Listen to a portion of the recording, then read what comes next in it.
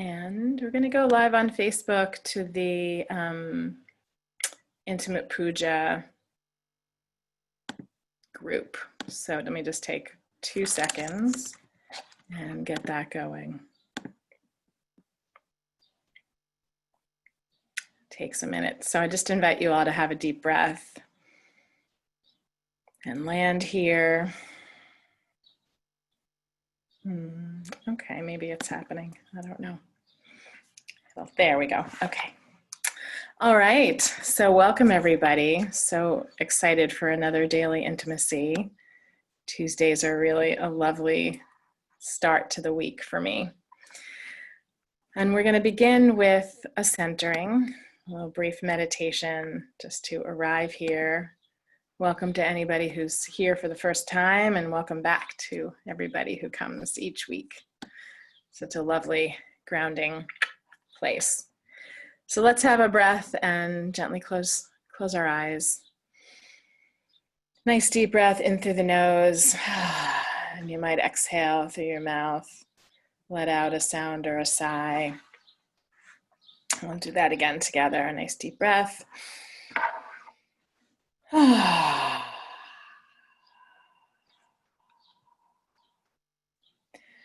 And allow your body to relax. Feel your belly expand as you breathe in all the way down to the pelvic floor.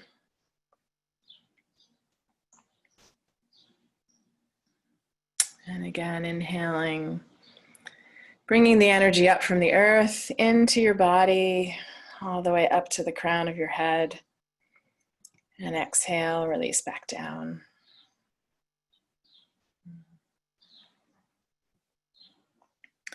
And doing that a couple of times, bring the breath in like the ocean waves, like the waves of the ocean coming in, touching a point and then releasing back. And a couple of times like that, and you can see in your mind's eye, which I'm sure you are now, the ocean waves rolling in, touching your toes and back out. It's a little wake-up call when the cold ocean water reaches your toes and your feet have been in the hot sand. And all of a sudden, you get a little kiss of cold water. And then maybe you get more than a kiss. You get a little wave that reaches your calves and your knees, and a little startle. And maybe even you, by total surprise, you get a huge wave that comes and almost knocks you over, but doesn't quite knock you over, but really splashes and embraces your whole body with that cold water and the energy of the water and the ocean and the waves.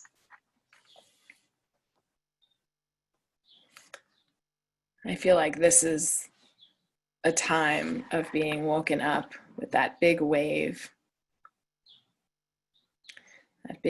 of cold, rushing water, shaking us, startling us, and awakening us to the moment.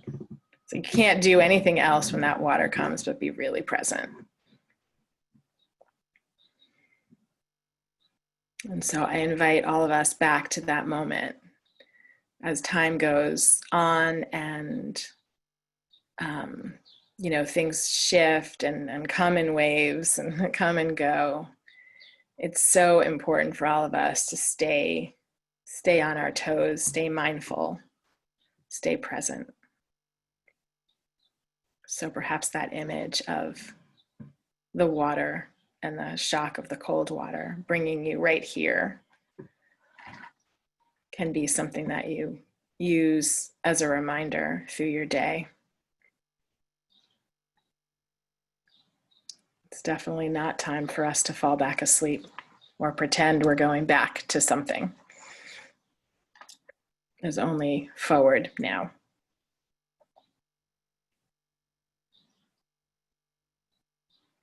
And all of our intentions and actions May they be mindful, conscious, and loving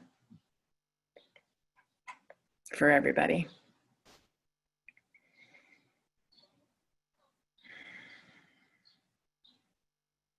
So I invite you to breathe that in.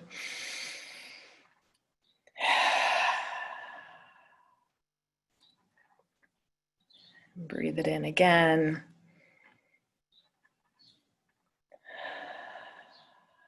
And bring the image and the sensation, the visual, the sound, perhaps of the birds chirping or the seagulls, the sound of the water, the rushing water, the ocean waves, and your presence, heightened presence back to this moment.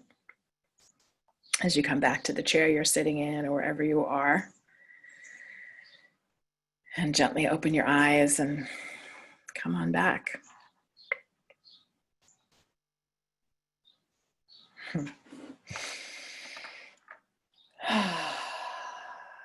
Yeah.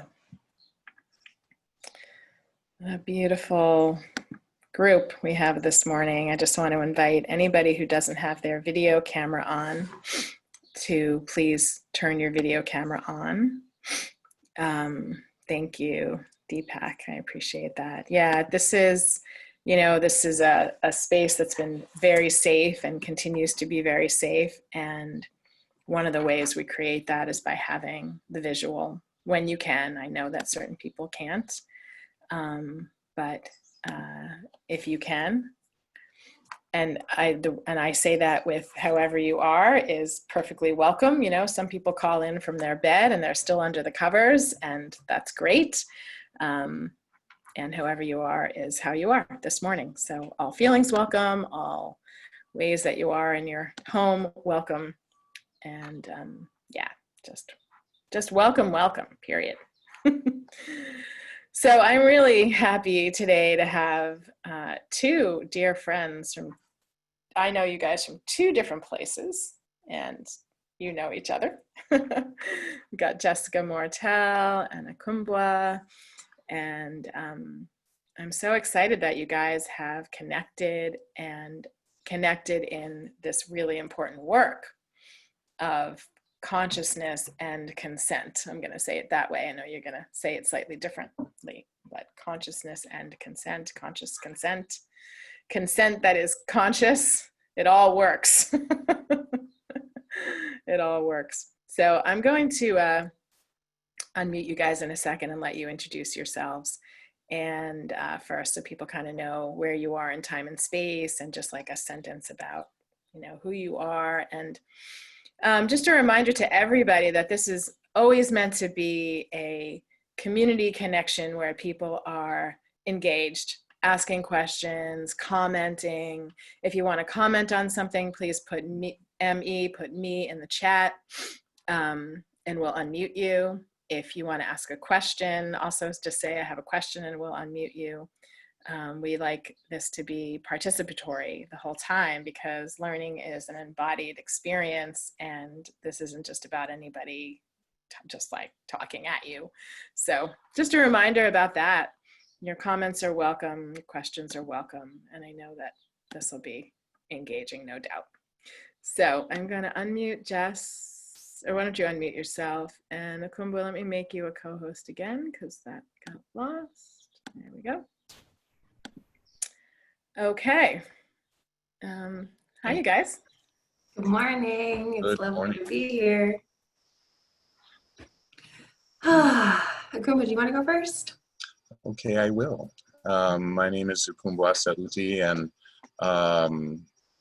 I guess what the intro for me would be that, yeah, I'm doing a lot of work right now around challenging men, working with men on patriarchy and what those effects are, to be aware of what's going on for us, for women, for people in the LGBTQ community. And part of that work has led me to work with Jessica as we talk about consent. And I've done in sex positive circles, talked a lot about consent negotiation, communication, things like that. And, kind of owning your sexuality in different ways in the multitudinous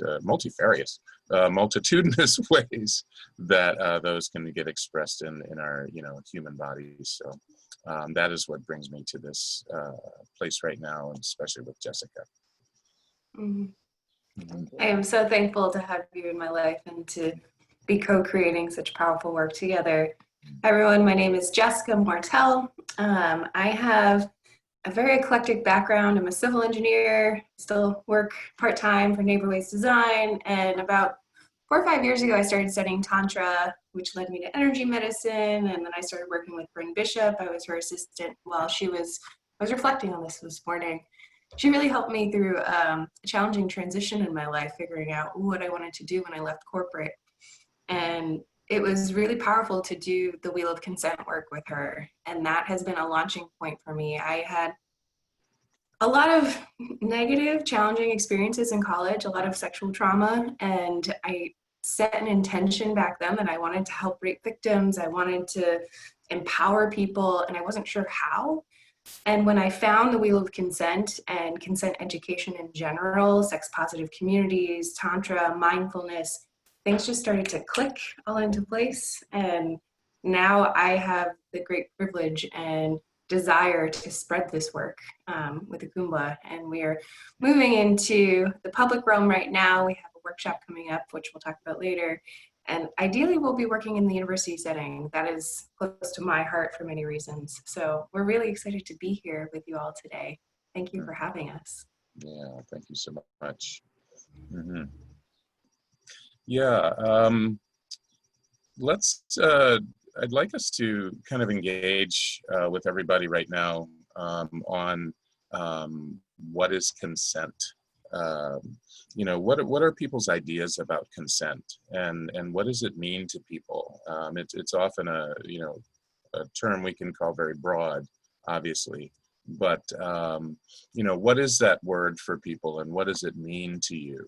What are its kind of ramifications? And feel free to pop this in the chat, or you can raise your hand. We could take a few people verbally.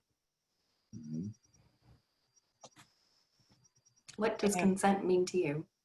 Pop a response in the chat when you've got it. It takes a bit to kind of... Right. Pop it in here too. See, to allow. Yeah. That feels big. That one simple word feels really big to allow. Yeah. Yeah, mutual agreements, setting and maintaining boundaries, being honest about intentions and desires. This is great. Keep going, y'all. Anyone want to speak? And you are at choice right now. That is an option and an invitation. Right. That being honest also, I'm just going to shine a little teeny light on that. Respecting others and your own body. I love that one. Checking in with myself. That's great, to have a kind of internal connection to that. It's beautiful to understand.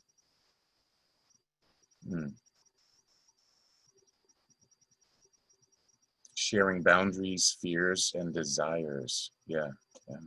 Vlad, I'd love for you to share more about what ensuring everyone involved is on the same wavelength means. Yeah, that's a good one. Very good one. A wholehearted yes. Yum. In capital letters. Thank you. Yeah. These are great. We might even say that yes is enthusiastic. Yes.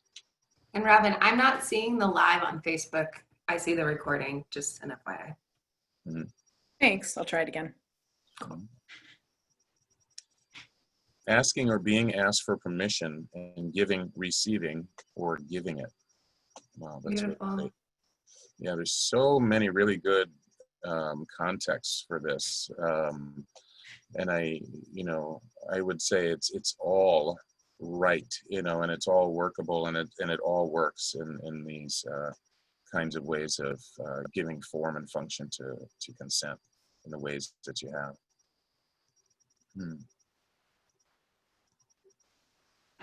Awesome.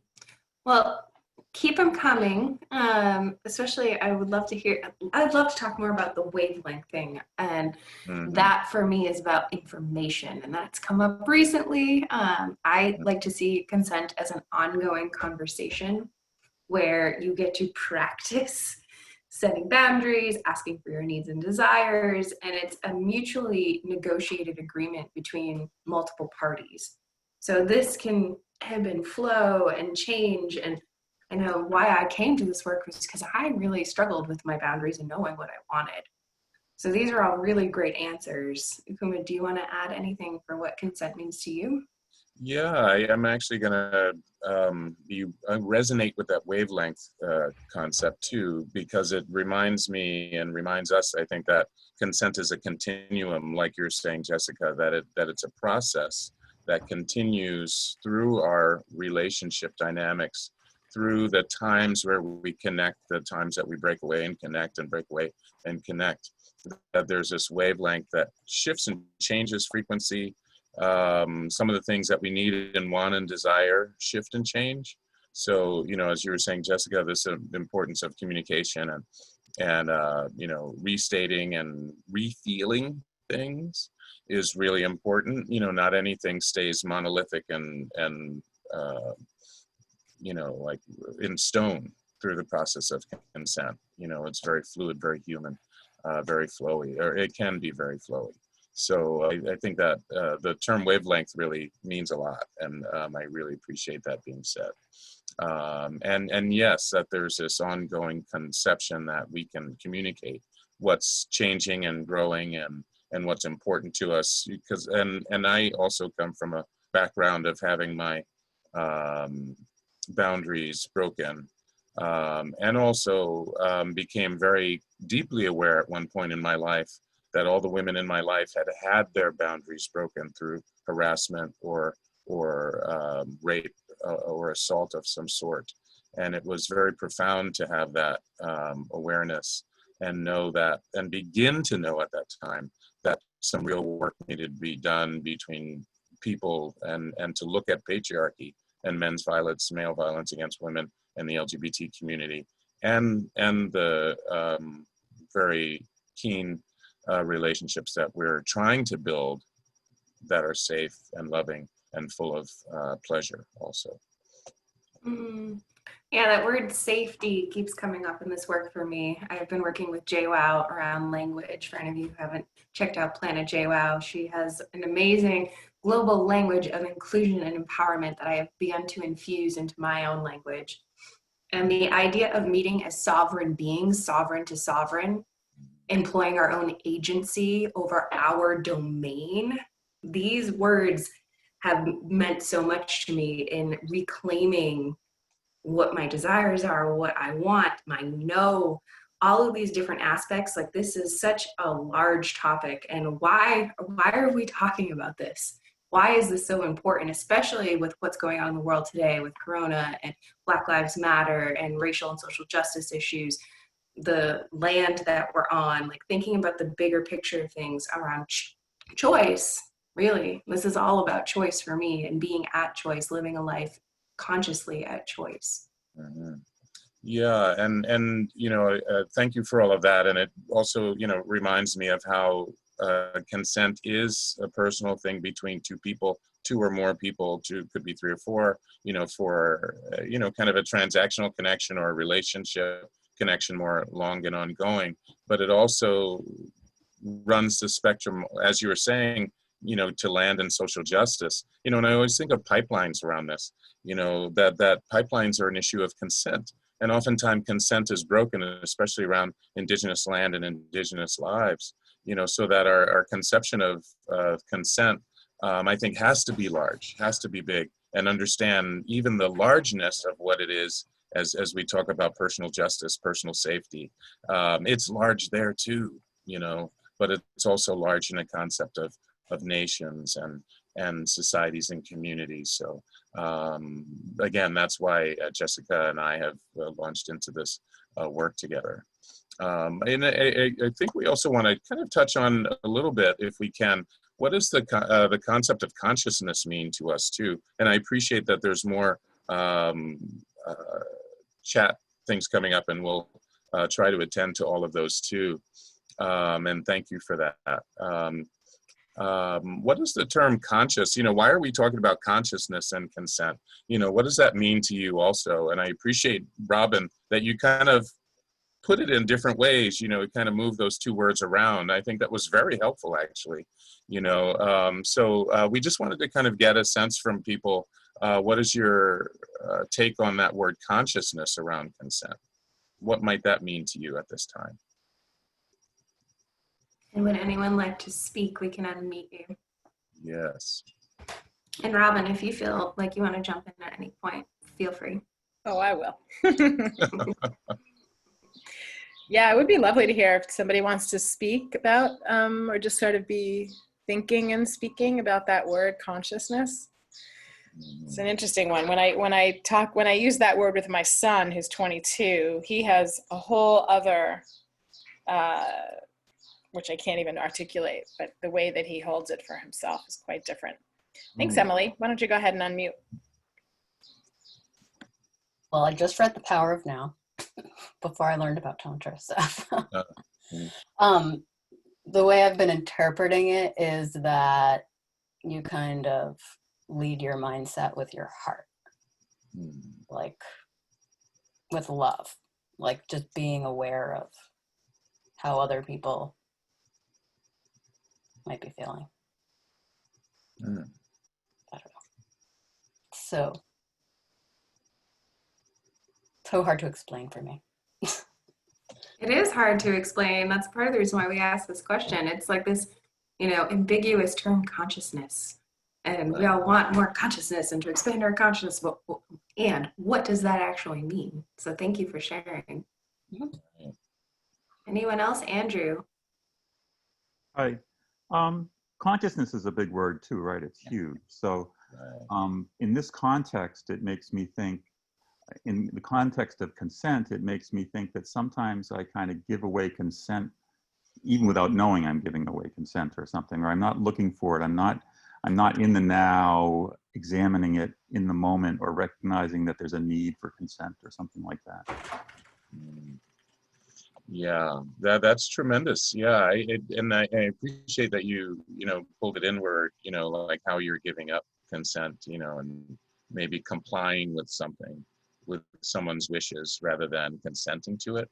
I think that happens a lot. We kind of right, without bringing it to consciousness. So I just give it up without bringing it to consciousness. Right. Yeah. And beautiful. Thank you for sharing. Yeah, thank you. Yeah, I think I'm remembering, just having this conversation with Jessica about, how we allow certain energies to just, if you will, kind of dominate the moment, and we don't actually, bring up our needs, but then later we're like, hey, wait a minute, what was that about? That actually affected me more than I think it did in the moment, or I was managing, energies without actually bringing forth my own desires into the moment. And we have a couple of really great comments in the chat. Consciousness of consent happens on an energetic level before it arises on a mental level and then a physical level, which really gets to what we're talking about. That really lands for me. The consciousness piece for me is really tuning inward. That inward, is this okay? Am I aware of what's going on in my body? Am I aware of what's going on in the space? Do I know what this person needs? Do I know what I need? Like, it's a lot of curiosity, and just I have this hashtag, practice the pause, and I encourage you all to just, let's all take a breath together and just notice how we're feeling in this moment. Like that, just simple tuning in and breathing. When I'm asked any question at this point, I have trained myself to a degree. Sometimes I'm still in practice. I've trained myself to really take a breath before making a choice and really listen to my body. Is everything in alignment? Is it a yes, like enthusiastically, or is there some off, yucky things I'm not quite sure of? And sometimes I don't know what that is. And that's a place where I've learned to pause more. If it's a maybe, it's a no in my book. And I still struggle with that sometimes, because especially with people I care about, So that's a tough one. And I'm gonna chime in a little bit on that, if I may, with, I think there's a pause we can take before we ask someone to make a choice too. Because we can interrogate, internal power dynamics. We can say, wait, where is this coming from? Why am I asking this in this way? Or why didn't I ask for this? And why did I just, physically initiate something without, coming to agreement about what I'm about to do, or even signaling it beforehand? Sometimes those situations happen, in great volume, and we have to really interrogate that. Why are we asking for certain things in the way that we are? Why are we projecting? Beautiful. I'd like to say something about it might have been a few seconds ago, but related to consent and, checking in, like you said, Jessica, I think the consent we have with ourselves is where it begins. We can't really consent to someone else or someone else's request or whatever if we don't know what we want inside ourselves. Otherwise, what are we consenting to? Like, sign on the dotted line here, but you haven't read the agreement yet, right? Like, right. Oh, it looks good. I'll just read the bottom. Okay, sign my name. I think there's a lot of that. I know I've done a lot of that in my life. And related to that is that consciousness piece. And I'm thinking about myself and just a personal story is that after I got divorced 15 years ago, I wanted to keep the peace. I wanted things to be as peaceful as possible for myself and for my children and for my ex-husband.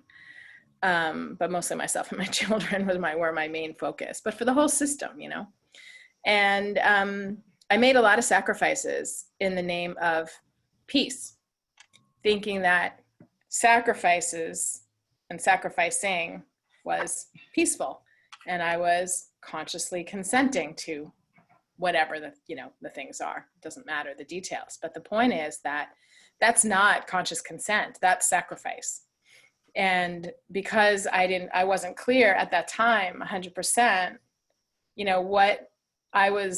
where my yeses and nos were, and how I was in agreement with myself, just between me and me, so I ended up making decisions that I thought were peaceful and consensual, but were really sometimes a sacrifice instead. So I just wanted to add that piece to the mix of this conversation. Thank you so much for sharing that story, Robyn. I can relate to that a lot, especially like the word sacrifice, it triggers this bearing down and dealing with it and getting through something, like white knuckling, like, I can just get through this. And it might not be white knuckling. It could just be like something like, I don't do this, but I'm going to do it.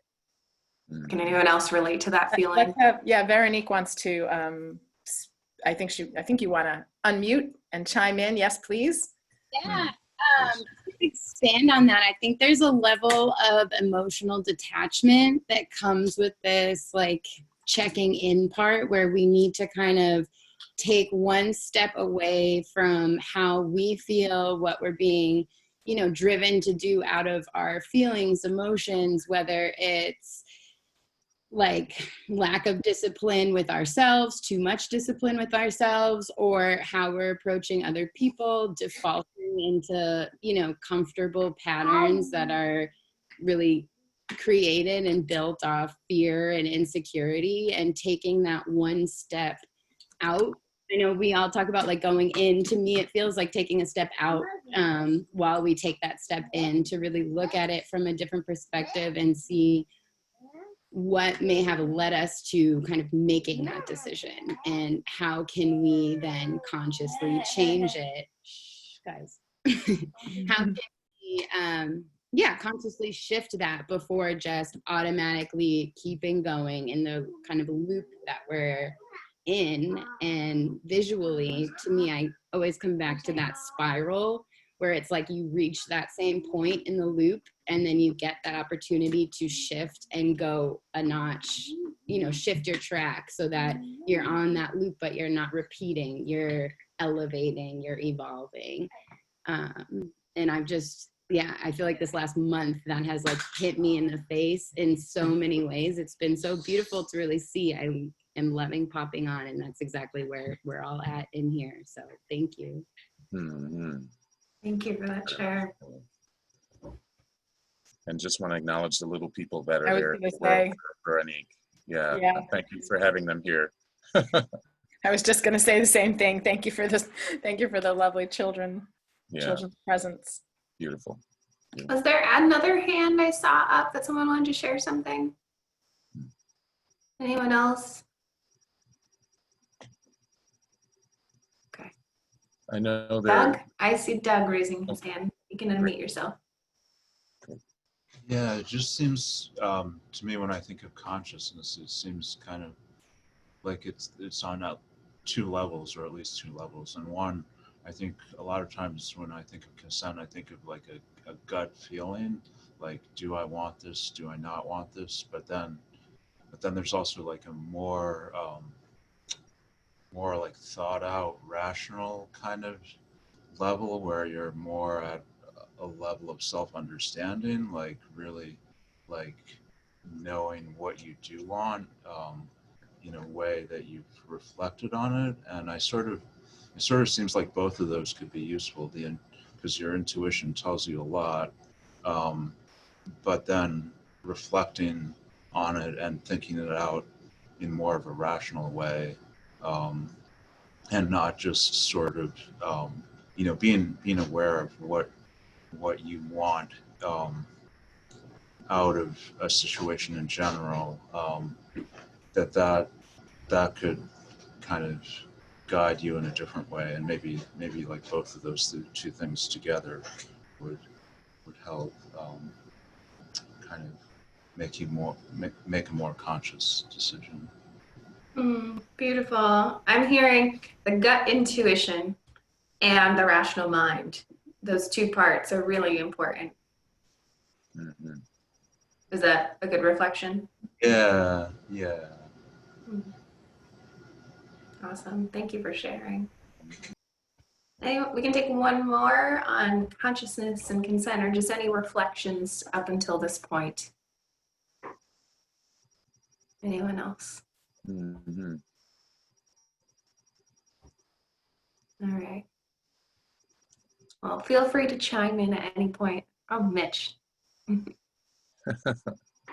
So for me, a quick piece of when I hear what we're all saying is that we need to be really conscious of ourselves, of course, and what our our desires might be, our boundaries, fears, and desires. But also, as much as we communicate what we want, we need to also, I think, really, when we say conscious and present, is to hear and listen what our partner wants, so that together we can come up to an agreement that serves both of us, as opposed to staying in one section of the wheel of consent, which I love as well, but making sure that we really understand, like, where are we in, say, the wheel of consent, which I think is a great foundation baseline for everybody to understand and know before they do any of this work.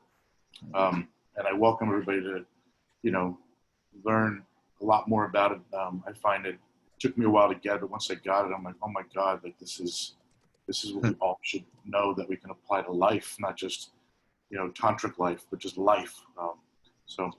Anyway, that's all I had to say. Right. Thank you for that.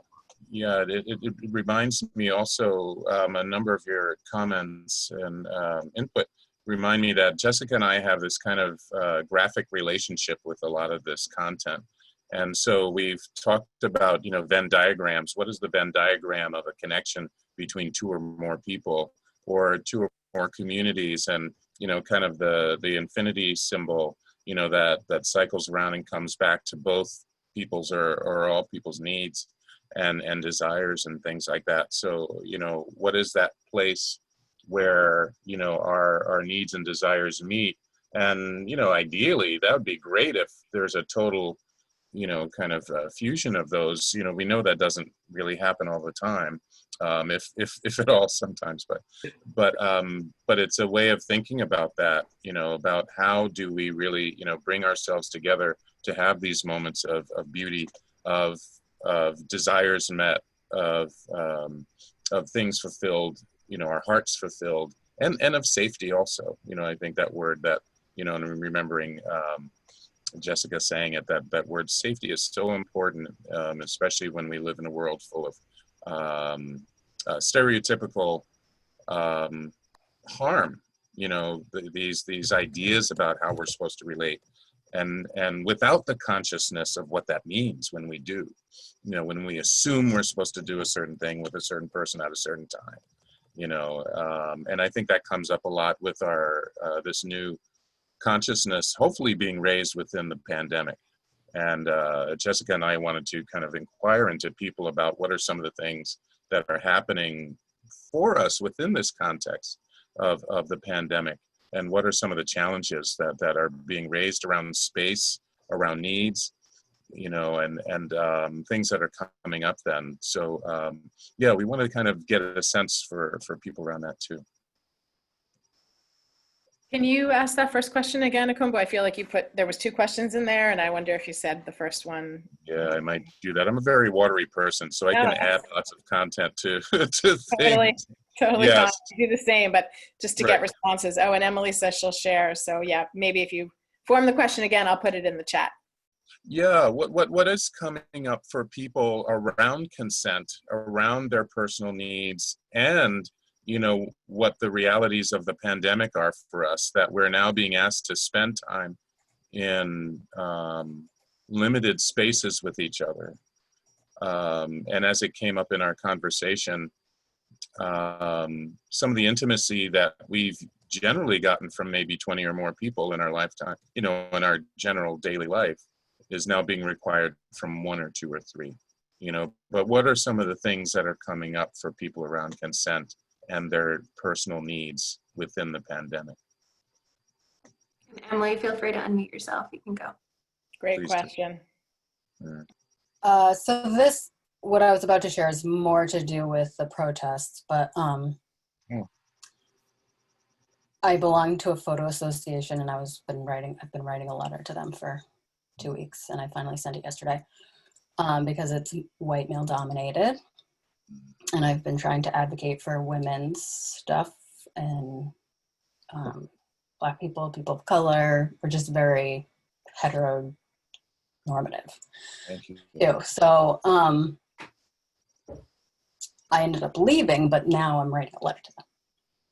But I just saw on Instagram that a group of people are making photo Bill of Rights, where like they identify and defined abuse as the first one in the glossary, and male gaze is in there. And I almost started crying, because I was like I'm gonna cry now. Like, I've never seen anybody go to that extreme, like, put your stake in the ground and like, this is how the photo industry needs to run from now on. I'm so excited. I still have to read the whole thing, but like that, it's a huge consent thing. Like there's a guy in the group that, like, the first time he even met me, gave me a kiss on the cheek, and I'm like, who are you? You're not. So anyway, I'm really happy right now about that photo Bill of Rights. And like, I would love for you to share that with us, if possible, in the Facebook group or in the chat. Yeah. At some point today. That's really exciting to hear. And thank you for being an advocate and acting and sending letters. That's something that I personally am looking forward to doing more of, signing on to petitions and talking to people, and having these conversations is so important around the lenses that we look through things, around why is consent important and how does it show up in every aspect of our life. Everything. I just sent it to people I know in the fashion industry. I'm just like, you guys need to get on this. Like, stat. Right. So. Yeah, and thank you for feeling that too. Thank you for having emotion around it. Thank you for having it land in you that way. And I mean, as a medium maker myself, and you know, I've taught video and photography for 16 years in higher ed. And you know, I'm constantly taking in images and understand the power of images. You know, how we tell stories about our own agency, how we tell stories about our own personal power and safety is super, super key.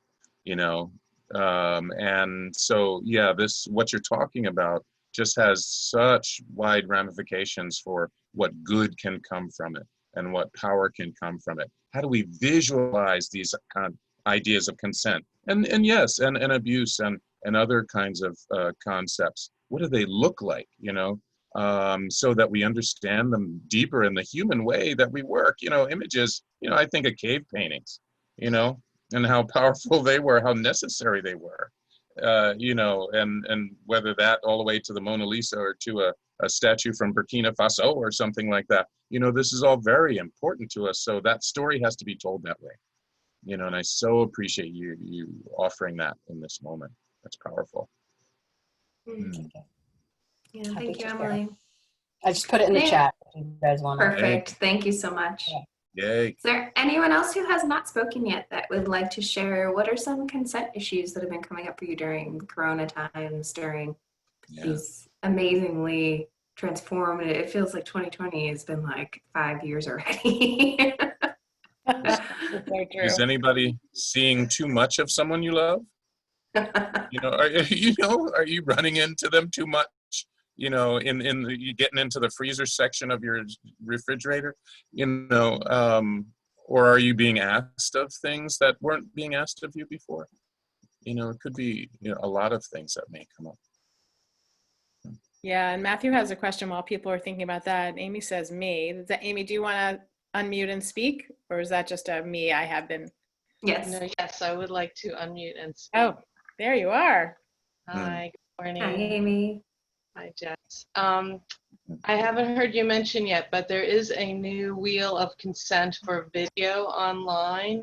Since we're doing so much of our life online now, you can Google ziggyday.com, and just wanted to put that out there, maybe even put it in the chat. It's really very useful. Thank you. Awesome. I get excited. And Matthew had a question, which I think we can pivot to at this point. So there's a lot when it comes to consent, and we're talking about wavelength, and he's asking, can we speak to the issues of implicit and explicit consent? So how we give consent, Matthew, is how I'm reading that, and like the various ways, assumptions that come up for me when I hear those questions, implicit and explicit. And we talk a lot about in our workshops, we'll go more into depth, so we'll just kind of give a brief overview right now. The ways we give consent, verbal being the most clear, like verbal consent, yes, I'm a hell yes to this, versus, was that clear? So body language, listening mastery is something that I also talk about in some of my workshops. So this idea, and I've actually learned this from Robyn and some of her, and I think it was in the puja training we did with you. The idea that we listen with so much more than our ears, that energetic listening, the listening with our eyes, with our smell, with all of our different senses, and our intuition. Our intuition has an ability to help us listen and see and hear what's going on with people. So this idea of how we give consent and tying this into what's happening now in our lives when you're with someone 24/7, if you're with your family, or if you're alone and wanting to reach out, how do we give consent in this new age? And this was something that I wanted to talk about. Safer sex conversations seem to be a great model for how we're now having conversations around physical touch. So getting together with someone, what kind of conversations are you all having? What questions are you asking? What are your needs? What are your boundaries? Are you open to hugs? Are you open to foot touches? Are you open to back hugs? Like, there's so many different ways that we can give consent, and the communication, verbal, that explicit consent is what comes up for me. Matthew, does that answer your question? And does anyone else, Ukumbwa or anybody, want to add to that? I'd say that touches on it a bit. Thank you. Um, uh, I tend to be or can easily be fairly direct. I'm happy to not be if that's better for the situation. But sometimes being direct, I get feedback that, oh, you don't want to be that direct because it changes the mood. You can just feel it.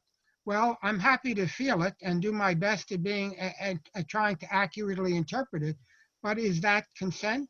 Obviously, if the person, starts kissing me, I can feel it and I can respond appropriately. But if it's much vaguer than that, then what is consent and what is my obligation in terms of inquiring? Um, uh, so I find that, and going back a number of years, I mean, this is quite a couple of decades ago. I remember women saying on a date to me, why did you stop doing whatever XYZ? I said, well, you kind of, seemed hesitant or something, or you said no. In fact, the woman said no or stop. She said, oh, I didn't mean that.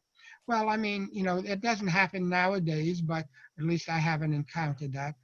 But what is the right balance between directness versus um, getting the wavelength? Thank you so much for framing that. Yeah, Can we kind of take this? yeah, just really quickly. I always say that, and it's like 20 minutes long. But I think just raised a great context there, and what's the balance between that? And I think we can be sexy and direct. I think we can say, hey, not right now, but hey, how about this? And okay, that was my sexy voice. At least what I can conjure at 9 something in the morning. But I think there are ways of being direct, and there are also ways of saying, hey, you look, your body just shifted a little bit, that, and it's beautiful. And should we shift what we're doing right now? Because I noticed a shift in you. So I think we can notice subtlety. We can speak from more directness, and I think the answer to the question, as I kind of feel it, is there's never going to be a formula for how that balances out on any given day or with any 2 or 3 or 9 people. But it just has to work. And part of figuring out how it works is to be willing to be direct at times, but being willing to be responsive to each other, I think, is most important. And I think that's where my conception of consciousness around consent comes in. That when something happens, we need to be conscious that we might need to retool our consent in the moment. And so, yes, you're hearing no or seeing the body shift, maybe move away, feeling hesitance is important and very key. And we can still hold the energy of the beauty of the moment too. And I think that just takes practice. And let me just say, in these intimate moments, practice is fun. It's like, yeah, these are beautiful connections we can make with each other. And I think the project of consent is just to protect that container of beauty and desires being met. Thank you for sharing that.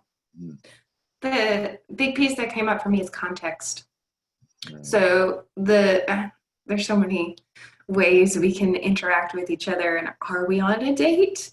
Is it appropriate to ask this person for a kiss or for a hug? Like, having that conversation up front, like the intentions of why we're getting together. If you're getting together with someone that you find attractive and you're asking them to dinner, are they aware that you're attracted to them? Are they aware that this is a date? Like, these are, I'm going to name myself as a beautiful goddess white lady. I've had a lot of people come on to me when I was not a yeah to that. And especially online dating, like, there's this degree of like openness and receptivity, and this, like, there's the intensity, like the wheel of consent. I love this third dimension of intensity, bringing in the awareness of how much are we penetrating someone versus how much are we letting them in, and that calibration to meeting someone. That word calibration is really specific and important on how we meet someone. And it may be messy sometimes. Like, I love that you named Ukumbwa, that this is practice and mistakes are learning lessons. That's the best way we learn, is through embodiment, through feeling it in our bodies. So this is such a rich and juicy conversation, and I'm aware we have 5 minutes left. Goodness. So Yeah. yes, this is just scratching the surface, and I like scratches. I don't know about you all, but I like scratches. It gets me all excited and tingly. If you are, how's everyone doing right now? Let's get a temperature gauge of how this conversation is landing with you. If you want to pop in the chat a few words of just what's been brought up for you emotionally, like taking a breath and tuning into your body and just noticing how your body feels in this moment, having these conversations. Yeah, that'd be great. Let's do a pulse check. I know we didn't get to every question, but I also know you guys are offering something soon, which I will send out, but you can also mention here. But yeah, maybe just a word or a sentence about how all of this landed. It's a rich and deep conversation, is right, and so important. And I just feel like it's so important. I mean, it's so important, period. You know, I mean, that goes without saying. But right now, it's like, oh my God. I mean, it couldn't be more on the forefront on so many levels. And we're actually trying to say it goes with saying, you know, because I think the assumption is that, oh, we're going, you know, we do have to bring a, you know, again, a consciousness and an upfrontness about this, you know, so we wanted to go with saying. I love that. Thank you. It's beautiful. Yes, it goes with saying. Absolutely. Right. It's funny because I was leading an intimate puja while you guys are putting your comments in the chat a couple weeks ago at a festival, and I asked for consent and agreement, and somebody wrote, like, why do you even have to say that? Like, of course. And it was a wonderful moment to say just what you said. It goes with saying. I think that's such an important takeaway. If you take anything out of this discussion today around why this is important, like, this is the little seed that we get to plant in every single relationship to get what we want and to give others what they want. Like, this is the foundation of intimacy, is creating safety through consent. So yeah, and thank you for naming that. To honor ourselves, and each other. That's, for me, that's what it's about. It's about honoring and respecting myself, and then whatever relationship or relationships I'm in are doing the same, because those are uplifting.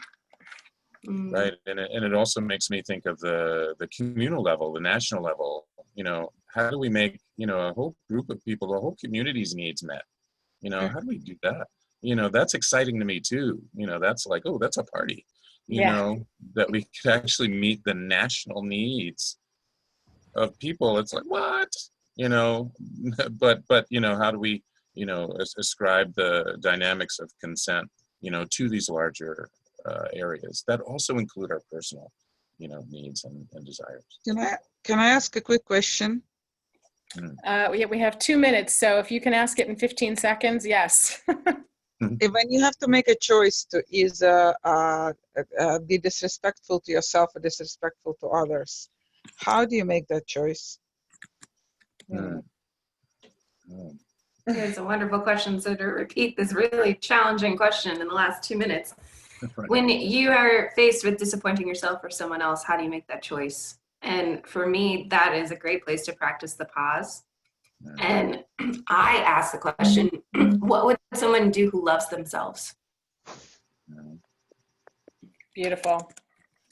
That's a hard place to be. And I know that's part of the hardest places for me in relationship. When I really care about someone or love my friends, or I don't want to hurt them, I don't want to disappoint them. And for me, my whole life as a recovering people pleaser, now moving into a team player, I choose from an overflowing cup when I'm a hell yes to something. And if something feels off and I'm going to disappoint myself because I'm pleasing someone else, that's great news for me that I'm noticing. A, like, hell yeah, like, great noticing. And B, like, that's a decision point. What's more important? And there's no formula. Right. Thank And you. there was also a question that came up about body betrayal. What if the body betrays, you know, our mind, you know, about what we want? And I think that's a whole It's a whole other gigantic topic. area to really talk about. And I think in our closing moments, I just want to remind people that, you know, we're here for this conversation. Also, you know, in our conscious consent community on Facebook, where we're trying to engage these questions, and also, you know, for our class that I'm going to hand over to Jessica to talk about, only because I've just been hearing my voice for a little while. Yes, our upcoming class, Introduction to Conscious Consent, is on July 16th. It's a Thursday evening from 7:30 to 9:30, so we'll be going more into depth around a lot of these wonderful topics. We'll have some embodied exercises, so we get to practice feeling things in our body. That's a big piece of what we teach, is really learning what it feels like in our bodies to feel a yes or a no, or in alignment or not in alignment. And then we will be doing, that is our introduction to a 4-week series. So we are going to be offering a deeper dive into these conversations with a closed container of people, so we can really get to know each other a bit more. So there will be more on that in the follow-up emails. And yeah, the best way to stay in touch with us is on Facebook in the Conscious Consent community. Great, and that link is in the email follow-up today. Yeah. Great, If thank you don't receive it, because some of you didn't receive today's, first of all, please check spam, because my emails sometimes go to spam. And second of all, just reach out and let me know you didn't get the email with the recording and all the information about how to reach these amazing humans. Just send me an email and I'll make sure you get it. Okay, thank you so much. This was incredible. Oh my gosh, so deep, so rich, so important, and powerful and vital. It goes. Thank you, Robyn. I love you. It's so wonderful to see you and to see this beautiful community growing. I see so many faces. Edie, it's so wonderful to see you. Amy. And for you, all of you that I don't know, welcome to our space. And I hope to see you again soon. It was really lovely to see you all this morning. I'm having trouble finding the link. Is it in a chat somewhere? The links will be in the email that I send out later today. Oh, I'm sorry. I thought it was in a chat. I apologize. That's okay. No worries. Just unmuting everybody to say goodbye. Have a wonderful day. Mwah. Thank you. Bye. Yeah. Thank you, so much, everyone. Ukumbwa. Bye, everyone. Thank you. We can't copy from the link of the chat. But